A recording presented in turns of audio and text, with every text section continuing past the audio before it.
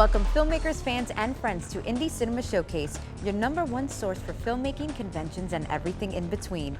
I'm Christina Carmona. And I'm Nando Luis Roman. Together we'll be bringing you the best and brightest that Florida has to offer with a focus on Central Florida. In today's episode, we'll be speaking with filmmaker Royce Freeman and checking out his new film called Roommates, an Effing Musical. We'll also revisit some of our past events and check out what films you should see before you die. All right, let's get things started. Kelly and her friends are looking for a roommate, and for Mike to be accepted, he must undergo an unconventional screening process. So for today's Show Us Your Shorts film, we present Roommates, an Effing Musical, directed by Royce Freeman.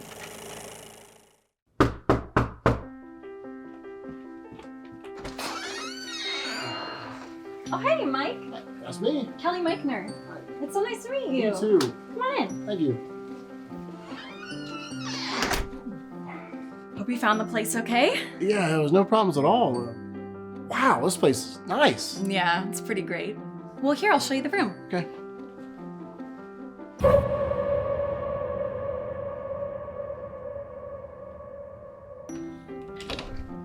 So, this is the room, fully furnished, plus you'll have your own bathroom. And the rent is how much? $200. Wow. This place isn't haunted or anything, is it? Well, there are certain conditions to living here, but don't worry about that right now. Why don't we go to the living room and chat for a bit? Sure. Hey, would you like a muffin? I made them myself. Sure, thank you.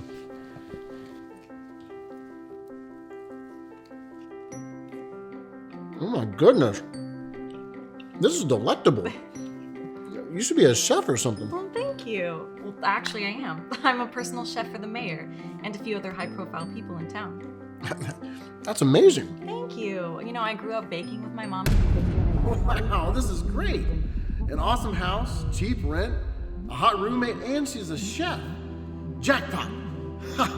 Maybe she's a massage therapist too. And then he burned his hand. Can you believe that? I know, that's amazing. I know. Whoa, she touched my leg. She's totally into me. I wonder what the catch is. She said there were conditions.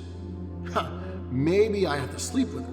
Maybe. Like, I couldn't even believe it. She hurt her finger and had to go to the hospital. And I was just like, what are you looking at? Oh, sorry. I just know you noticed a dry erase board over there. Are you making plans for something? Oh, that's for the next great rock opera. You're doing a musical. Well, no. My boyfriend is. He's a musician. He's super talented. I can't wait for you to meet him and all the other roommates. Your boyfriend? It's true she has a boyfriend. Sorry to bum you out, but if you want to live here, here's what it's all about. This is a friendly household with rules you'll have to heed. But don't you worry, buddy, we're cool with smoking weed.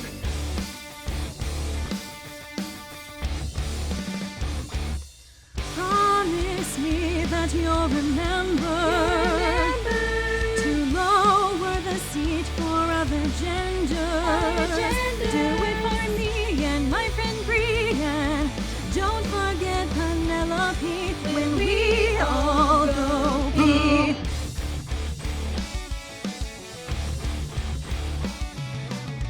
Respect our tidy kitchen and follow this routine. Don't leave those dirty dishes. Let's keep them squeaky clean. One rule that's most important: your dues must not relent. And so we ask sincerely, please pay your timely rent.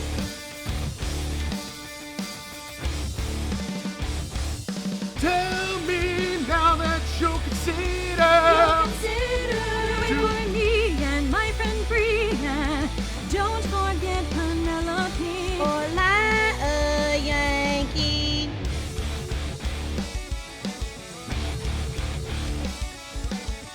One thing I didn't mention when we were on the phone. We need another singer, strong and robust baritone. You'll have to join our cast. We rehearse on Thursday nights, and I'll provide a meal for you. Free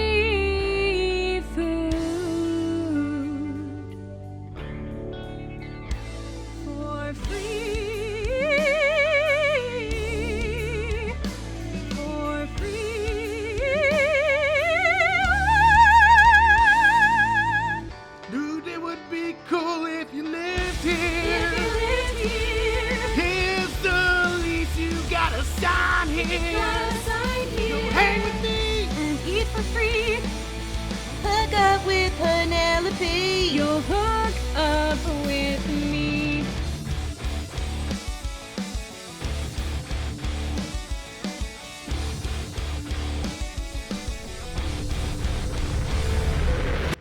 What are you looking at?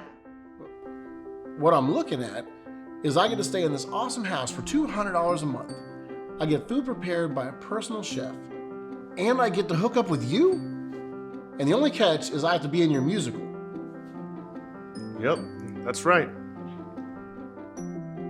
That sounds great. Where do I sign?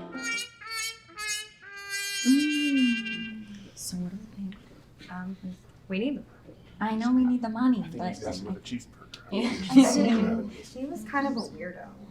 I think we should let it go. We do need the money, though. we do need the money. I know, but he's just. If you get the money, then let him go. Yeah. Okay. Mike, it was so wonderful to meet you. Thank you so much for coming out. We'll be in touch. Yeah. We'll let you know. No, I mean, I can do better, I promise. Yeah. Don't call us. We'll call you.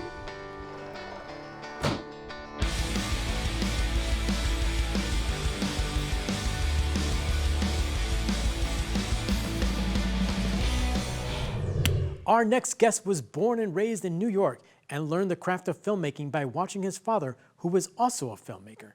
Together, they created Freeman Films and collaborated on countless shorts and feature films. So for today's Industry Insight, we sit down with Royce Freeman. Hey everyone, we are in the studio with filmmaker Royce Freeman. Royce, thank you for joining us today. Well, thank you. It's a pleasure to have you. So tell us a little bit about your background in filmmaking. Well, it's a long story because being 43 years old, but I'll keep it short. So, was born in New York, and my dad's a filmmaker, still is, but he's retired, and was working on film, 35 millimeter and all that stuff, and before digital. I was raised in that environment, so I got to see how it was done, and I went to the office and got to see, hands-on stuff. And then we moved to Miami, and I went to college there, went to film school, and now I'm up in Jacksonville, Florida, and been doing independent film there for the last about 15 years or so. Wow, very nice, very nice. And do you dabble in like any acting? Is it just, what's your role in the filmmaking process? I write, direct, edit, and then I do all the stuff in between if needed. I'm not above setting up a light, moving a box. Right. Yeah. Acting, no. I can only act if I'm tricked into it. Like, if you distract me with something and then the camera's on, I can give you a natural performance, but I can't do it scripted. I'm not good at that. All right, I like it, I like it. So how did you get involved with the 48? My wife actually, when I got married, my wife was aware of the 48, and I was not aware of it. I had been in Jacksonville for years, but doing just my own thing. And so she was like, oh, there's this thing called the 48. And I was intimidated by the whole notion of it. So I just put that aside and I was like, no, I'm going to do my passion projects. And then one of the guys on the feature film I made was, after we made the film, he was like, I'm doing a 48. You guys want to come help me? And then we came and helped him. And then the next year I got the itch to do it myself, and then ever since then I've been doing it myself. Or not myself, with the team. With your team, With the team. My wife's been pretty much the, in the producing partner with me the whole way, reminding me, all right, here comes that 48 weekend. Now, how was it the difference between working on on a regular project and then having done the 48 for the first time? Was that chaos, Was something that that caught you by hard to, surprise, or sleep? Yeah. What is sleep? We don't know what that is in the 48. I don't know what sleep is. No. Well, luckily I had been able to do a couple of 48s prior to being a parent, because once I became a parent, once I became a parent, it became apparent that sleep was not going to be my friend. Yeah. And now, as far as your genre of films, what do you lean more towards? I'm an old soul. So part of the films I like are kind of outdated and not necessarily as popular now. The grindhouse, old school horror films, stuff that gets a little more grit under the nails, Right. which also means that when it's depicting the less than desirable nature of the human experience, Yeah. sometimes it can offend. Right. And I try to skate that line of, it's not mean-spirited, but it's truthful. Right. If you're trying to do stuff that deals with the affront to humanity and all the bad nature that we are capable of, you don't want to do it with Mr. Rogers. Sometimes you have to go a little bit Rob Zombie when you do it. Although Mr. Rogers teetering that line between good and evil would probably be a very scary thing. Yeah, it would Like, be I would be interested in It would seeing be that more one. unsettling to see the Absolutely. benign nature, because like the really horrible people sometimes are very pleasant and then under the Right. surface. So that's even more. Like, I unsettling. expect that from Rob Zombie. I'm like, yeah, I see that coming. Mr. Rogers being a bad person, I'm like, that's horrifying to me. Yeah. So let me ask you this. What was the genre from the 48 that you were most afraid of getting? Because I know there's always the one that filmmakers do not want. Did you have that? The one that we were the most afraid of getting was only because unless the pieces aligned perfectly, it was not going to be a recipe for success, which is the one we won. Yeah, I was hoping it was that one. Nobody wants musical just because rarely do you have pieces that can fall in alignment. I don't know who did a rain dance or did something to get some good, juju in their pocket, but we planned for success, even though if we hadn't drawn musical, I think we still would have put musical in it just because we had a songwriter and a cinematographer and actors that could use sing. it, right. Yeah, but we have a theory that if it had not been a genre that was musical, people would have been like, they were just gonna do musical anyway. It's not. But the fact that we got musical is completely like, how the heck did that happen? Yeah. Right. Like, and it's amazing because this is a testament that a film that you literally wrote, shot, and edited in just 48 hours is out there doing the film festival circuit, winning awards for something that you did in a musical. It's a musical. Musical is universal language. Even if you don't hear the lyrics, the cinematography is an acid trip, and then everybody understands a beat. Yeah. So a rock beat, everybody understands a rock beat. Gets it. Yeah, so you don't have to understand the lyrics per se. Yeah. Plus, English seems to be now a universal language, exactly. even though it's a new language, relatively speaking. The world seems to be very accommodating to that and welcoming. It's a wonderful story, and just shows like what you can really do on a time crunch. Absolutely. Now, where can we find more information about what you've got going on next, where they can see the film? Yeah, we haven't put it up live for social media because superstitiously, even though all the teams that are going to be competing in Filmapalooza have already done their films, we're like, well, what's a few more weeks? That's all right. That's all right. So where can we find more information about your previous work? If you go on Vimeo, look up Freeman Films or Royce Freeman. There's a channel on Facebook. It's crazy. There's a link, but if you look up Freeman Films, Royce Freeman, you should be able to find it. It has all the links to my videos and different things we have going on. And that's wonderful. Well, thank you so much for joining us today. It's been a pleasure having you and talking about this film. Oh yeah, I mean it's got legs and it's taking us to Lisbon, and who knows where it'll go after that. Yeah. You never know. It's like 48 hours, and it could take you to go see the world. So. That's right, exactly. Yeah. Yes. Well, thank you again for joining us. We look forward. It's like we enjoyed Roommates the musical. It's like everybody at home, you should definitely watch it because it is fantastic. It's family friendly, more. It is. PG-13. Yeah, there we go. It's PG-13. Thank you again, Royce. Thank you. Yeah. If you would like to be a guest, have something to promote, or have your film featured on the show, visit our website at indiecinemashowcase.com. Watch past episodes and help support the show by buying some merch on our online stores. Follow us on our socials, Facebook at ICS TV, and on Instagram and X at ICS TV Show. You can also reach out to us by emailing us at icstv@yahoo.com. ICS Fun Fact. On February 8, 1960, construction actually began on the long-planned Hollywood Walk of Fame. The first star to be laid in the new walk was that of Stanley Kramer on March 28, 1960, near the intersection of Hollywood and Gower. Spanning 15 blocks, Hollywood Boulevard, and 3 blocks of Vine Street, the Hollywood Walk of Fame comprises over 2,600 stars. It's tribute to actors, musicians, directors, producers, musical and theatrical groups, fictional characters, and others for their entertainment contributions. Welcome back. Now it's time for our segment we like to call On Location with ICS. In this episode, we visit Iron Pixel Studios and spoke with owners Jeremiah Baumbach and Mark Russell. All right, guys, I'm here with Jeremiah Baumbach, one of the co-founders of Iron Pixel Studios. Jeremiah, thank you for having us here in your studio. Oh, thank you. So tell us a little bit about what Iron Pixel is all about. Iron Pixel Studio was put together by myself and my collaborator, Mark Russell, and we're both from the video industry. Okay. A lot of corporate video, some narrative, and we kind of wanted to put a space together for, I guess, guys like us or girls like us. So we have kind of put a space together very turnkey. So when somebody comes in, they can get right to work. Right. A lot of the things we have here are pre-lit. We've done a lot of soundproofing. So when you come in, you can get right to work. A lot of times with clients, there's a setup procedure that has to take place to get things ready. And at the end of the day, you're always running out of time.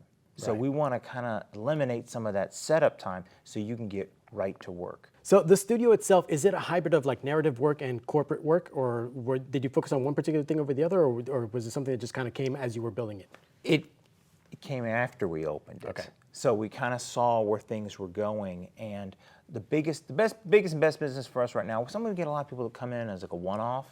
They come in, they do a short production on the green screen or a small set, and they want to promote their product for a specific thing. Mm-hmm. Podcasting, video podcasting, has been kind of the best thing for us because we get repeat clients. They come in and they go, okay, you guys can do everything. They say, well, it's pre-lit, the cameras are already set up, you just got to sit down and talk, and then we take over and we can do the editing. Okay. And most people, a lot of them have said, you can edit? Say, sure. And then we put something together for them, and we always wow them. And they go, this is better than I anticipated. We put a little opener in it, some lower thirds.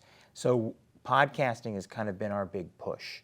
Right. We're making some changes to our space, and that's one thing we've learned is when you have a space, you're constantly evolving that space based on the needs of your customers. Right. And most of those customers for us have come in through Peerspace and Gigster. Okay.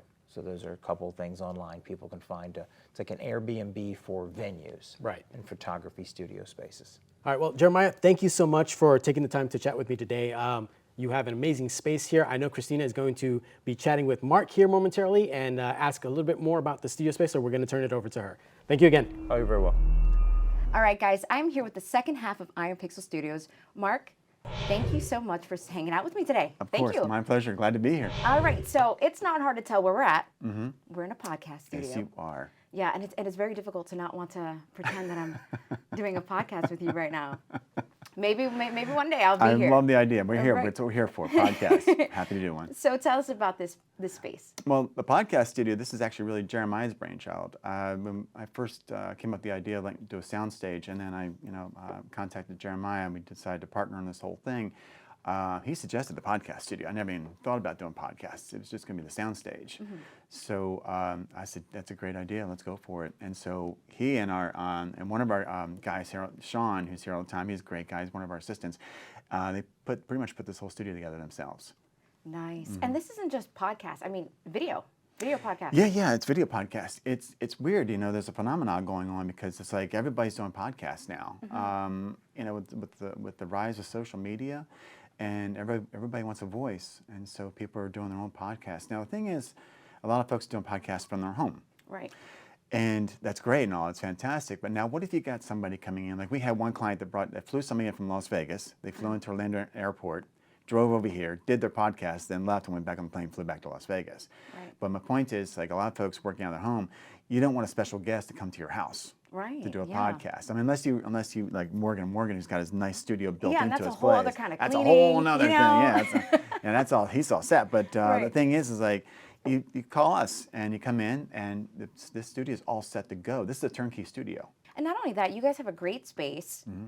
but also the guys running this space are very, very well known, and they've done a lot. Can we talk about a little bit about what you guys have done? Sure. Yeah. I mean, Jeremiah is like done a lot of movies. He's the, I call him the movie guy. He's the movie guy. If you're going to do a movie, you talk to that He's the guy. right there. My background is more scripted TV type things, Discovery Channel, History Channel, a lot of home improvement shows and things like that. I was a DP on a Discovery Science show called Making of the Mars Rover. My background was in Disney. I started at Disney years and years ago, and I used to work in Disney's film and tape department, and became a shooter there. Right. And did a lot of corporate stuff for them there, and then it's a But see, that's important though, because you're running this place, Mhm. and so essentially, when you have people coming in and they don't know how to work something, you guys Oh yeah. know. Oh You guys God, know. it happens all the time. Yeah. So tell us about the Whisper Room. Oh, the Whisper booth. Okay, so basically, the other side of the studio, we have. It's funny because that Whisper booth was. We weren't going to get a Whisper. I mean, our intention was just to edit Bay. Whisper booth wasn't even in our minds, but a friend of mine, he's the sound designer at Cirque du Soleil. Right. And he helped us do some of the soundproofing here and also rigging things. But he said, hey, I got a Whisper booth I'm getting rid of. Do you want it? Do you want to buy it? And I was like, I don't know what that is. And so he showed it to me. And it's, oh, you mean a sound? We call it, a lot of people just call them sound booths, but the actual product brand name is Whisper booth. There we go. I said, yeah, let's do it. Let's get it up. And people love it. It's already made, it started making money on its own already. We just did a job last week for a movie and a 12-hour session with talents in there doing their recording session in the Whisper booth. Well, where can people find information if they want to look up Pixel Studios? IronPixelStudios.com. Real simple, just IronPixelStudios.com. That's our website. Has everything. It's got our venue, it's got our prices. Everything you need is there to figure out who we are, what we can do for you. Fantastic. Well, Mark, thank you so much for hanging with me. My pleasure. I'm going to take a little bit more of a tour. Okay. Catch up with Nando. It's all yours. All right. Guys, check them out. For our final segment, we check out what films you should see before you die. For this week's film, we travel back to 1952 for the film Singing in the Rain, directed by Gene Kelly and Stanley Donen. The film stars Gene Kelly, Donald O'Connor, Debbie Reynolds, Gene Hagen, and Millard Mitchell. 25 years after the talkies took Hollywood by storm, Singing in the Rain poked a little musical fun at the transition from the actor's point of view. Though Debbie Reynolds is charming and Donald O'Connor outdances them all, this is Gene Kelly's show. While on the surface, it looked like the perfect old-timey Hollywood musical, many antics were happening behind the scenes. Reynolds couldn't dance, O'Connor had to be hospitalized and was ordered 3 days of bed rest following his brilliant make-'em-laugh routine, and Kelly was terribly ill with 103-degree fever during the film's main dance number. Dancing and singing in the rain. In 1989, Singing in the Rain was amongst the first 25 films chosen by the newly established National Film Registry for films that are deemed culturally, historically, or aesthetically significant by the United States Library of Congress and selected for preservation, and it's our choice for this week's film we think you should see before you die.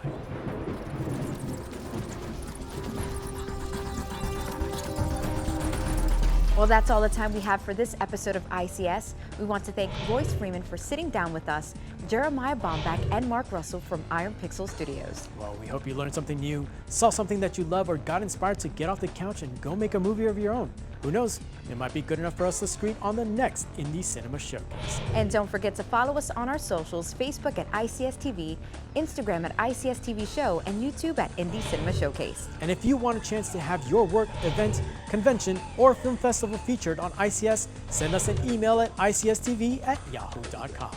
Until then, the set is closed, and as they say in the film industry, that's a wrap. See you next time.